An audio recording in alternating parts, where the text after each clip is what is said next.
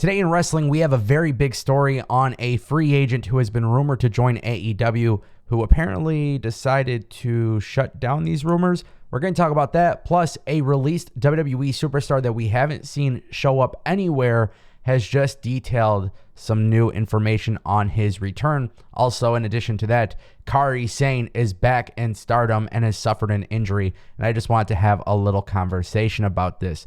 Now, with that being said, if you guys want more videos like this, don't forget to click that subscribe button, ring that bell, get notified, do all that good stuff, and I'd greatly appreciate it. So we're going to talk about Kairi Sane because she did, in fact, return to Stardom. She appeared at the World Climax, the best event. This did take place last night. Now, for those who didn't know, Kairi Sane opted out of re-signing with WWE. WWE did make an attempt to re-sign her. We knew that she went to Japan in 2020. We've actually been following the story. We knew that there was an announcement made and they had filmed stuff with her returning. But now she actually returned to the ring. She is clear to wrestle. And there doesn't appear to be any plans right now of her working with WWE. Now, previously, she was working as a ambassador, especially like during COVID and everything like that. But it appears that with Kairi Sane no longer being part of WWE, technically the door opens for AEW. We don't know if there are any plans for AEW and Stardom at any point. I do feel like there should be something that could happen in the near future. But it is something to kind of keep your eyes on because technically it is possible. And with Kenny Omega taking the reign in that regard, anything is literally possible. Ultimately, though, I'm excited about it. You know, I think Kairi Sane. I think no matter what, she was incredible in WWE. And I just feel like she's running businesses and stuff out in Japan. She wants to be in Japan.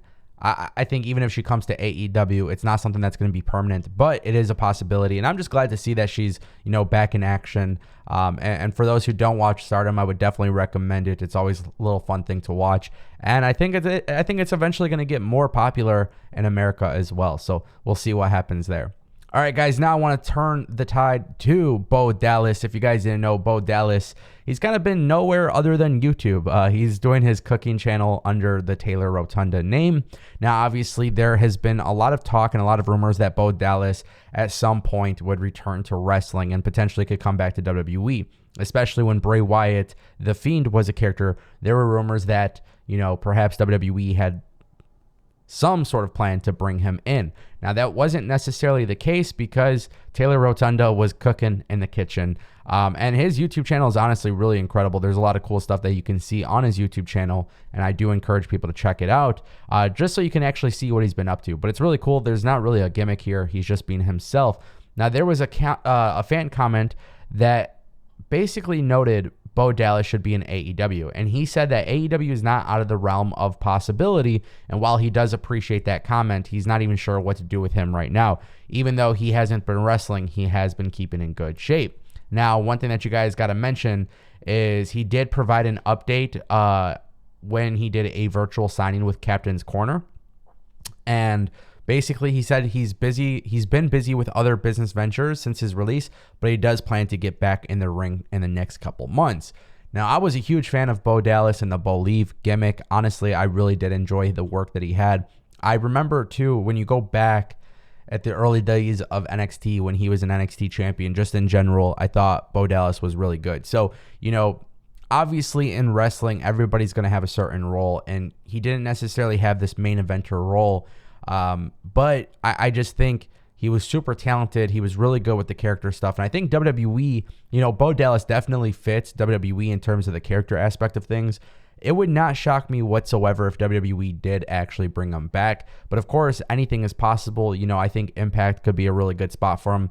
And right now, I just don't think, I feel like he would get lost in AEW. And honestly, when you think about it, it's like maybe he's not going to return to television programming, but maybe he's going to do some indies and stuff like that, which is totally cool anyways. But it's just really cool to see that Bo Dallas could very well be coming back to the ring, especially when now in the industry there's just so many great things happening. And even with AEW and Tony Khan getting ROH, like, you literally just never know at this point what they can do. But with Bray Wyatt and Bo Dallas technically being free agents, You never know. Something cool could happen there. And I look forward to seeing what actually does transpire.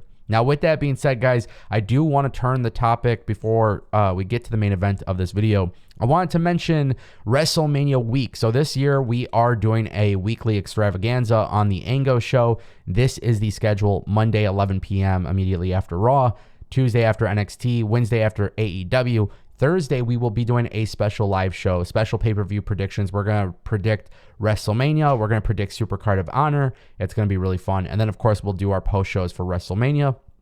Now, I can't talk about this too much in depth with 2022.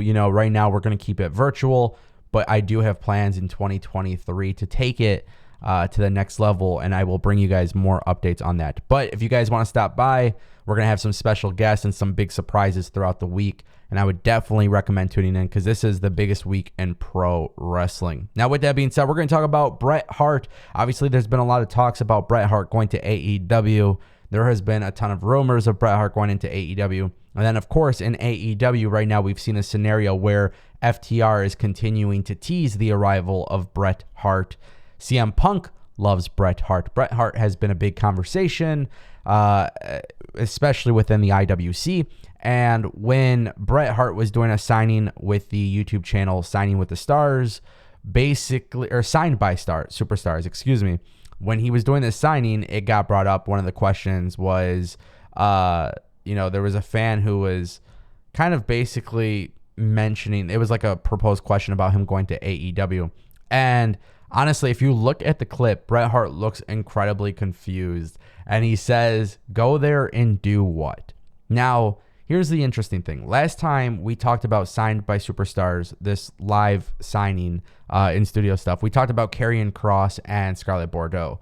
And with them two, it's almost like they dropped the tease for them to show up in AEW, and they never actually showed up in AEW. And then they try to play it off like it was a big mistake. And we actually talked about it on the video, and it was just some silly stuff. Now, with that being said, Bret Hart could very well be trying to keep the surprise under wraps, or legitimately AEW could just be doing what they did originally before CM Punk even came into the company. And that's like tease something, but like not necessarily like make it known that it's happening, and then it never actually happens. So that way they can't get criticized for it. My point that I'm making is Bret Hart technically, he's disregarding it. He's shutting down these rumors, and it's a very, very strange thing, but I think it is a very important thing when it comes to AEW's product that they don't get people's hopes up, ultimately to underdeliver. Even though AEW is technically not saying Bret Hart is showing up, they've definitely been alluding to it a lot. And with the smart wrestling audience, I do think they get bothered by that. I do think Bret Hart shows up in AEW in some capacity, whether he's actually on TV with FTR or whether he's there for Owen Hart's tournament. We saw him. Where did I see Bret Hart? Oh, it was the first. Maybe it was Double or Nothing or First All Out. I can't remember. I want to say it was Double or Nothing when he presented the championship belt.